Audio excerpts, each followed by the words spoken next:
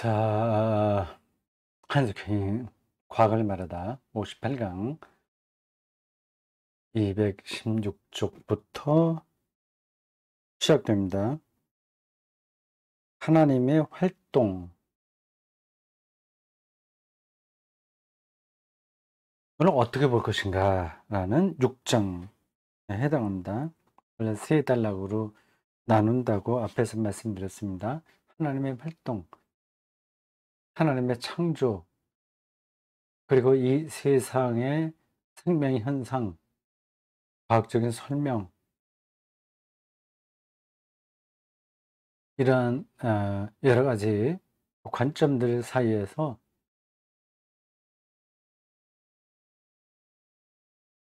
성경이 이야기하는 하나님의 활동을 우리가 어떻게 이해하는 게 다른 것인가에 대한 설명을 한스킹이 합니다. 기적 이야기부터 시작했는데 어떤 그 이야기의 흐름을 여러분들이 생각해 두시기 바랍니다. 하나님의 활동 두 번째 단락, 무한한 존재가 유한한 존재 안에서 활동한다. 예, 무한한 존재는 하나님이죠.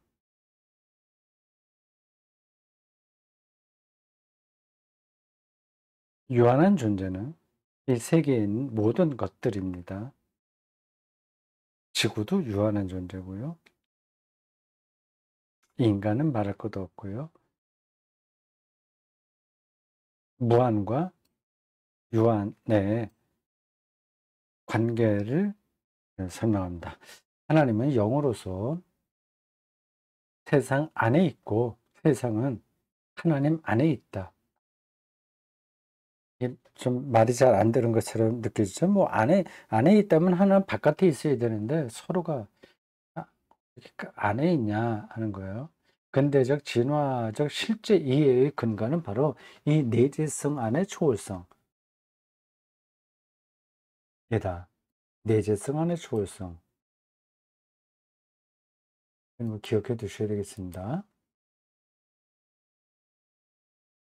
하나님은 세상에 내재하면서 동시에 초월하신다. 그런 게 개념적으로 이해가 돼야 지금 한스킹이 말하는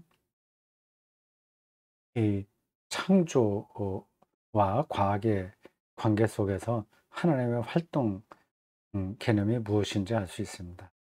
하나님의 영은 세상의 합법칙적인 구조 안에서 활동하지만 자연 법칙이에요. 그 구조와 동일하지는 않다. 순수 영인 하나님은 유한하고 유한하고 상대적인 방식이 아니라 유한자 가운데 무한자로, 상대적 존재 가운데 절대적 존재로 세계의 사를 통해서 쉼없이 활동하기 때문이다. 나는 3부 4장에서 이 두 관점을 제시했다. 하나님의 영은 위나 밖에서 부동의 원동자로 세상에 작용하는 것이 아니다. 그러니까 뭐 우주 공간 어디서 딱 버티고 있으면서 세상을 주시하면서 다스리는 게 아니라 오히려 안에서, 세상 안에서 상반된 가치가 병존하는 선과 악, 건설과 파괴, 이런 게 병존하는 세계의 발전 과정 속에서 역동적이고 가장 실제적인 현실, 리얼리티예요. 로 작용한다. 영은 세계를 가능하게 하고 지배하고 완성한다. 영 개념이 풍성해져야 하나님 이해도 풍성해집니다.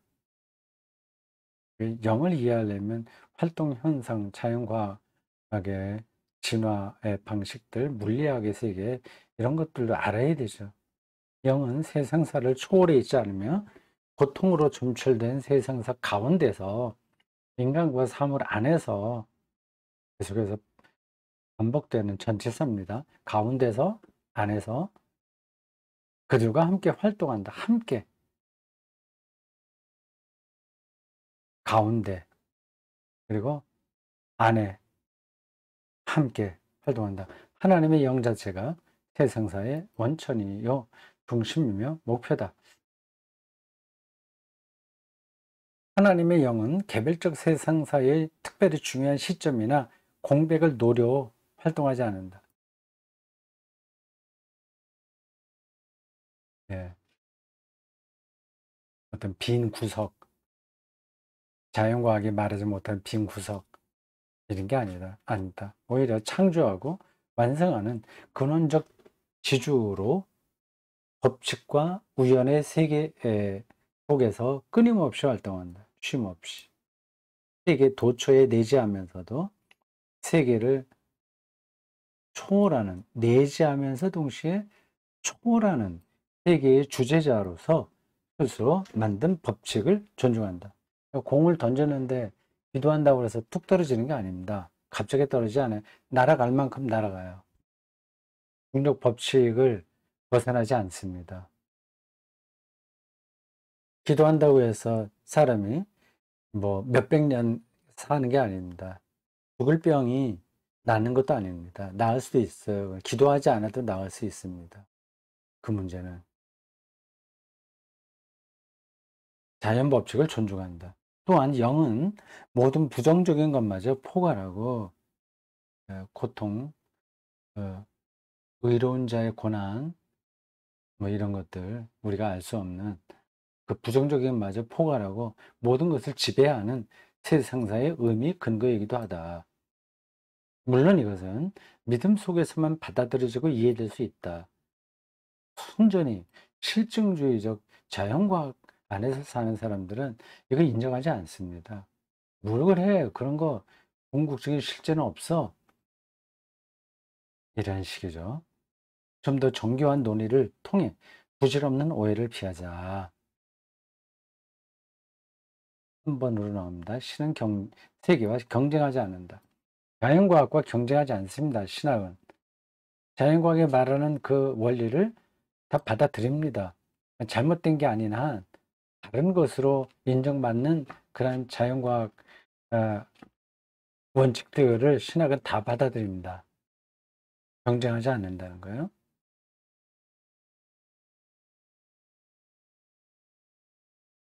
그게 3번으로 나오네요. 3번이 좀 깁니다.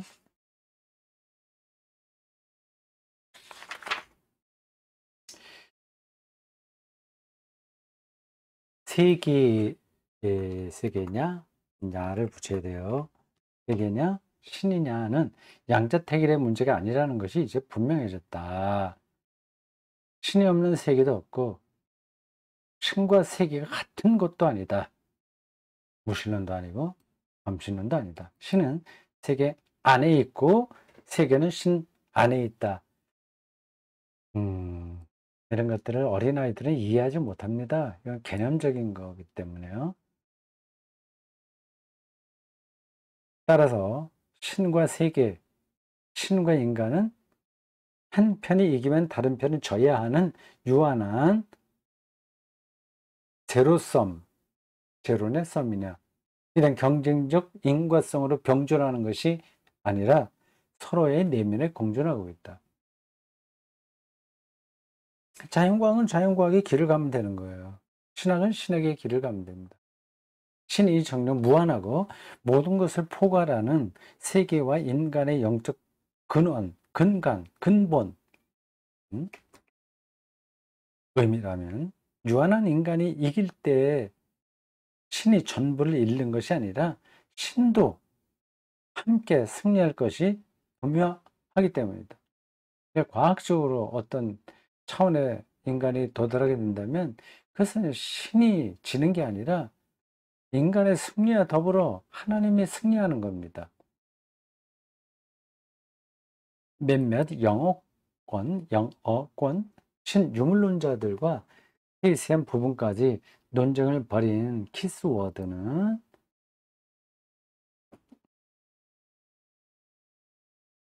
그분에 대한 이야기는 앞에서 다루긴 했죠. 제가 자세하게 기억은 나지 않습니다. 이성적 존재가 출현한 것이 오로지 자연 선택뿐이라는 주장을 매우 개연성 없는 것으로 여겼다. 자연 선택, 실증적인 그 진화론, 주장이 개연성이 없다. 이렇게 키스워드는 봐요. 보이지 않는 신의 영향력이 매 순간 능동적 혹은 수동적으로 결정한다는 가설을 받아들이면 그 진화의 전체 과정을 더 쉽게 설명할 수 있다는 것이다. 각주 39번 어딘가 볼까요? 키스워드 God 하나님이라는 책이군요. Chance and necessity 기회와 필요성.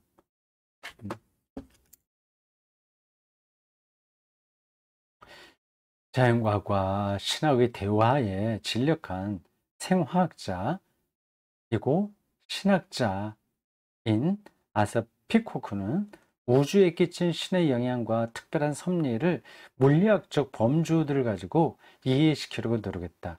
재밌겠네요. 그 밖에도 신의 활동을 양자세계와 연관짓거나 카오스 이론에 자리매김하려는 시도들이 있었으나 물리학적인 신학적 반대 또한 만만치 않았다. 이런 담론에 적지 않은 공헌을 한 물리학자이자 신학자인 존 폴킹원이 오를 수도 있다. 굉장히 유명한 사람입니다. 한넨베르크 책에도 나와요. 폴킹원.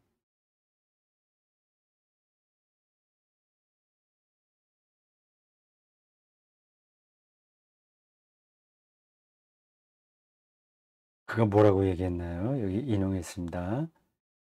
인과의 그물망을 풀어서 원인과 결과 딱 떨어지지가 않는 거거든요. 과학은 그게 딱 떨어져야만 성립이 되는 학문입니다. 그 그물망을 풀어서 이건 신이 했고 저건 인간이 했으며 또 제3의 것은 자연이 했다고 단언할 수는 없다. 여기서 신앙이 식별은 할 수 있겠지만 아무리 연구해도 해봐도 신의 행위를 실증할 수는 없다. 음.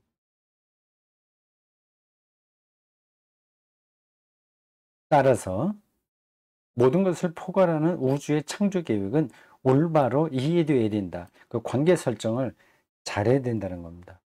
신의 상상 속에 세세한 것까지 미리 계획되어 있었다고 이해하면 안 된다.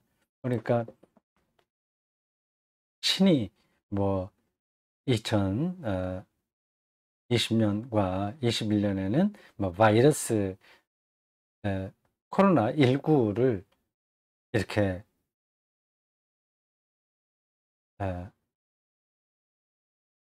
대유행 팬데믹 만들어서 인간의 어떤 역사를 어떻게 돌린다. 그런 계획이 일일이 다 계획되고 있었다고 하면 안 된다. 물론 그렇죠. 근데 그렇게 주장하는 사람도 있긴 있나 봐요. 우리가 지각하는 우연과 필연, 우발성과 가능성 사이의 이 사실적 평형은 참을성이 있고 섬세한 창조주의 의지와 일치하는 것처럼 보인다. 한꺼번에 뚝딱 해서 세계를 완성하는 게 아니라 그 오랜 지난한 아, 진화의 과정을 거치는 거죠. 하나님도 참아야 되는 것처럼 표현됐습니다. 그 문학적 표현이에요. 그는 과정에 착수하고 민감성과 불확실성의 정도를 받아들임으로써 자신의 목표들을 따르는 것에 만족한다. 그 정도는 늘 사랑에 의한 자유의 선물을 특징 짓는다. 이 대목이 인상 깊어서 제가 각주를 그대로 붙여놨습니다. 폴킹 혼, 원 월드, 하나의 세계, The Interaction of Science and Theology, 과학과 신학의 서로 상호작용, Interaction, 그런 책이네요. 음.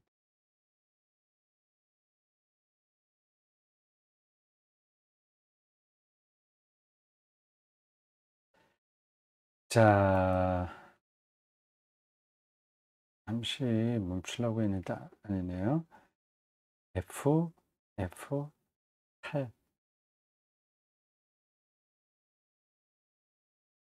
자, 계속합니다. 불경은 이야기가 끝났습니다.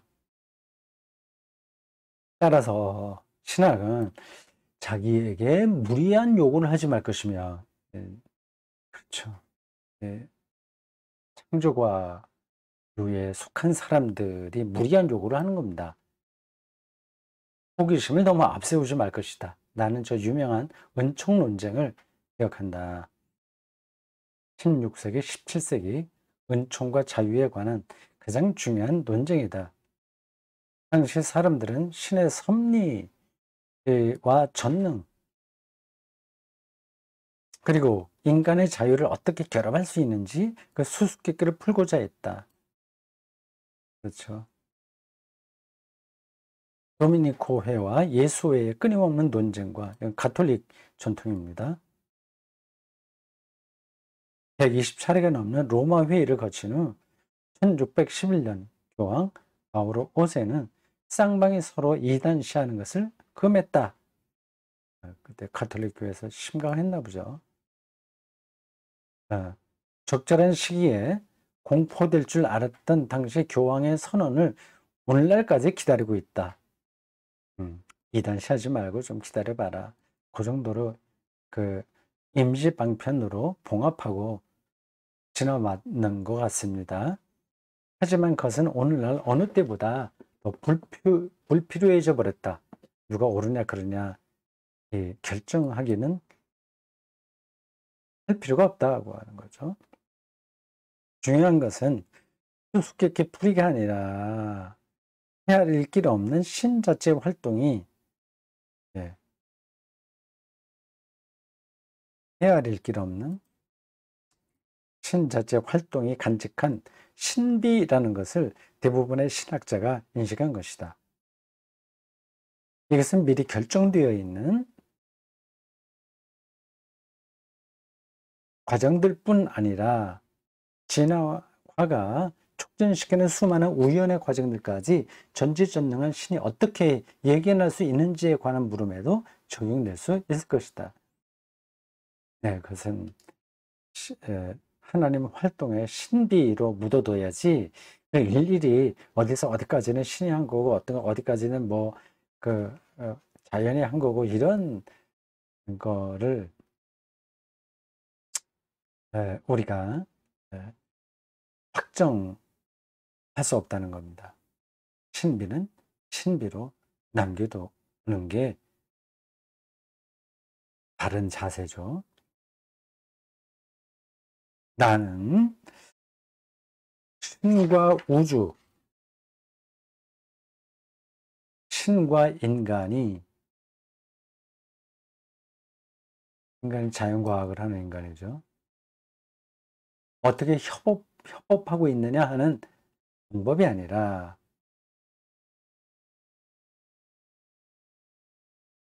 그게 아니라 방법이 아니라 그들이 활동하고 있다는 사실이 신학적으로 중요하다고 본다. 그들이 이렇게 표현했는데 이건 뭐 신과 우주, 신과 인간 이걸 이제 통틀어서 하는 겁니다. 지금 활동하고 있다. 인간은 자연과학을 발전시키고 있고 하나님은 하나님의 방식으로 활동하고 있다. 그거가 중요하지. 그건 어떻게 하고 있느냐까지 우리가 말할 수는 없다는 겁니다. 방법이야 어차피 우리에게 숨겨져 있고, 그렇죠. 코로나19 바이러스가 우리 인류의 미래를 어떻게 끌어갈지, 또 어떻게 영향을 끼칠지 우리가 어떻게 알겠어요? 아무도 모릅니다. 숨겨져 있고 우리가 해결할 필요가 없는 것이다. 어떻게 그거를 구체적으로 그걸 조정하고 뭐 또 방향으로 끌고 가고 그렇게 할 수가 없습니다. 내게 더 중요한 것은 성경의 메시지가 암시하는 또 다른 관점이다. 또 다른 관점. 성경이 제시하는 또 다른 관점. 이게 이 제목으로 이미 나타났겠죠. 서로 경쟁하지 않는 거죠. 이 세계의 궁극적인 의미와 방향을 성경이 말하는 거겠죠. 거기에 머물러야지 세상 자연과학과 신학이 경쟁하려고 하지 마라. 그거 아니겠습니까? 믿는 이들에게 기적이란 우주에서가 아니라 하나님의 영이 활동하는 인간의 마음 속에서 일어난다.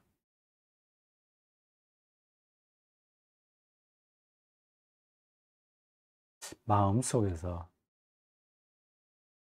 좀 더 설명이 필요하네요.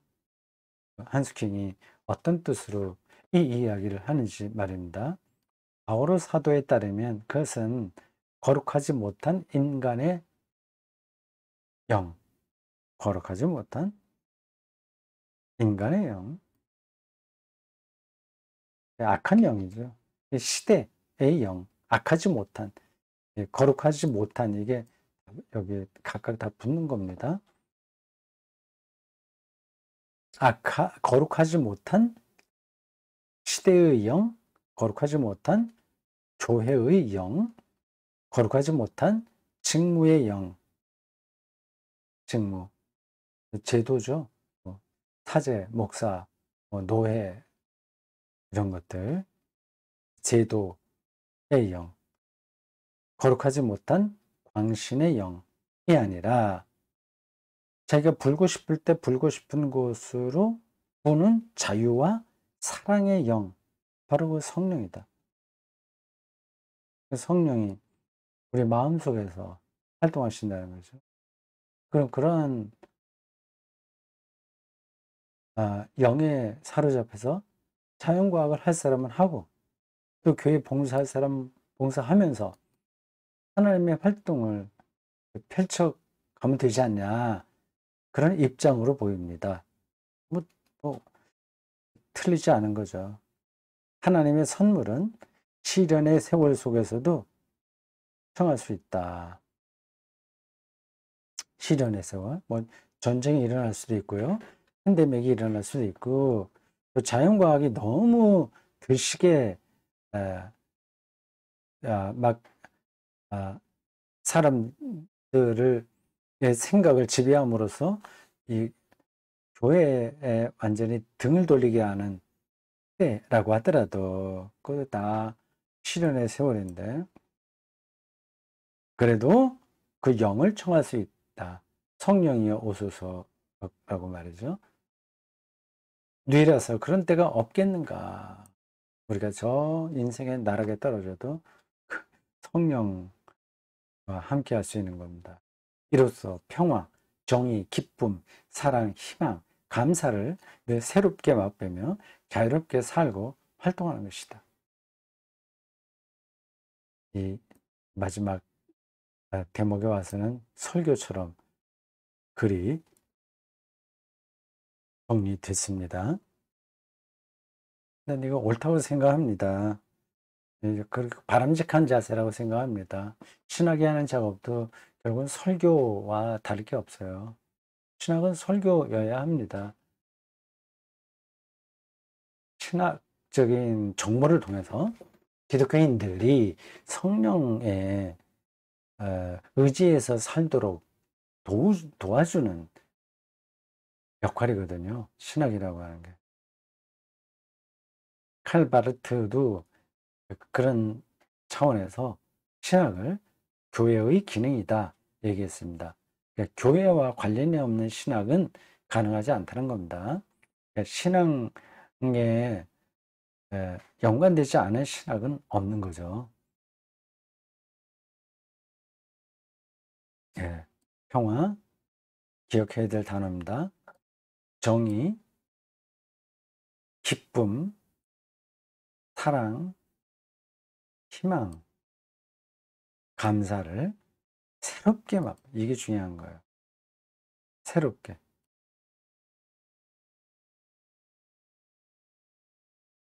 새롭게 맛보려면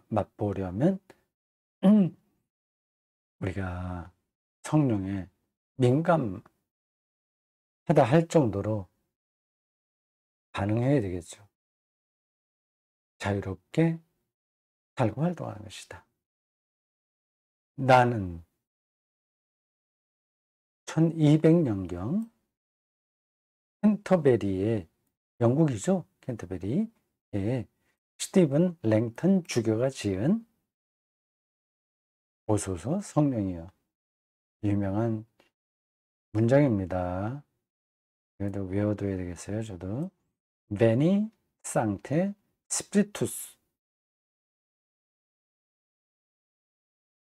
베니 오소서 상투스 거룩한 스피리투스 영 라틴어입니다.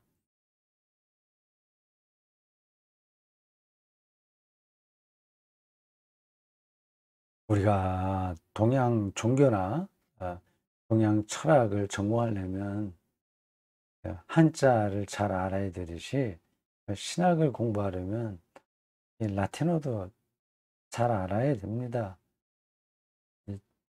저는 잘 몰라요. 사전 보고 이 어떤 단어다 그런 정도로만 압니다. 베니 상테 스피리투스 라틴어를 많이 알아야 될 이유는 기독교가 로마 국교가 된 다음에 그 이전부터 시작되었으나 라틴어로 책을 썼기 때문입니다.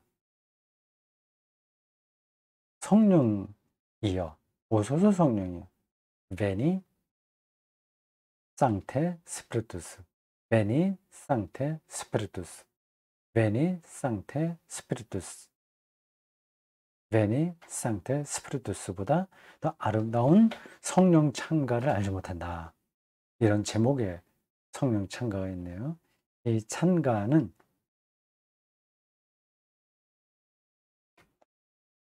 하나님 영의 활동을 빛으로 묘사해야 돼. 이 빛도 그러니까 여기서 메타포죠. 은유예요. 근데 은유를 모르면 기독교 신앙의 깊이로 들어갈 수가 없습니다. 은유를 교회 다니는 신자들이 잘 맛을 못 보는 것 같아요. 이게 좀 안타까운 일입니다. 그냥 기껏 해봐야 이제 힐링 캠프 정도? 아니면 뭐, 뭐예요.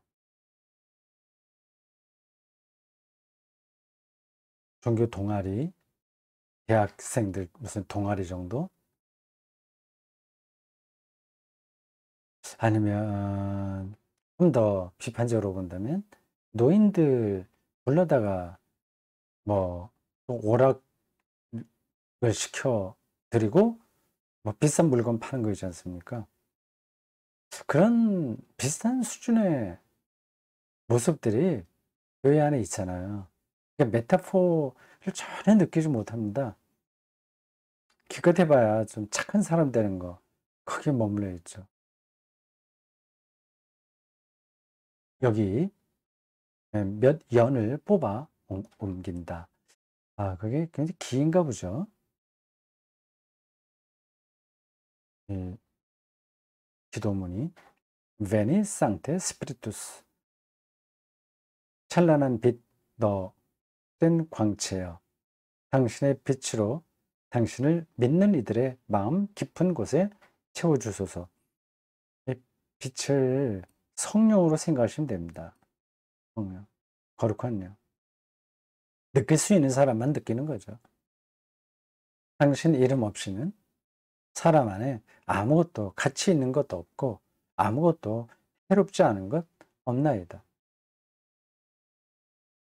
당신이 없이 성령의 존재 없이는 못하는 겁니다. 씻어 주소서.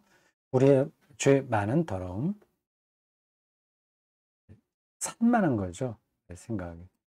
적셔 주소서. 우리의 메마른 육신을 늘 배가 고프죠. 낫게 하소서. 우리의 상처와 아픔을. 크고 작은 차이는 있으나 대다수의 사람들이 트라우마를 앓고 삽니다. 퍼주소서. 우리의 딱딱하고 뻣뻣한 목을 감싸주소서. 우리의 차가운 가슴을 이끌어 주소서. 길 잃고 방황하는 우리의 발을 여기 당신께 충실한 오직 당신을 신뢰하는 이들에게 풍성한 은총을 베풀어 주소서. 멋진 성령 찬가입니다. 자연과학과 종교를 다루는 이 장의 경계를 조금 넘어섰다. 네, 그렇죠. 이런 시를 얘기하면서 그런 느낌이 있어요.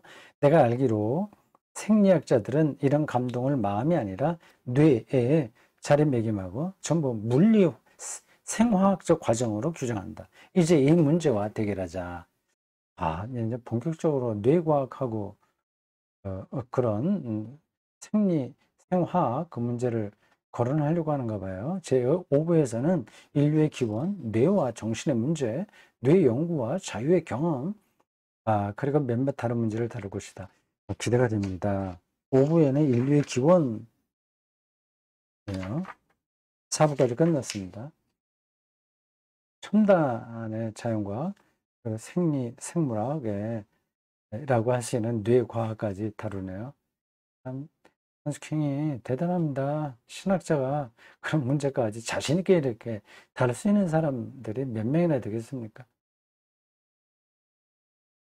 자, 수고했습니다.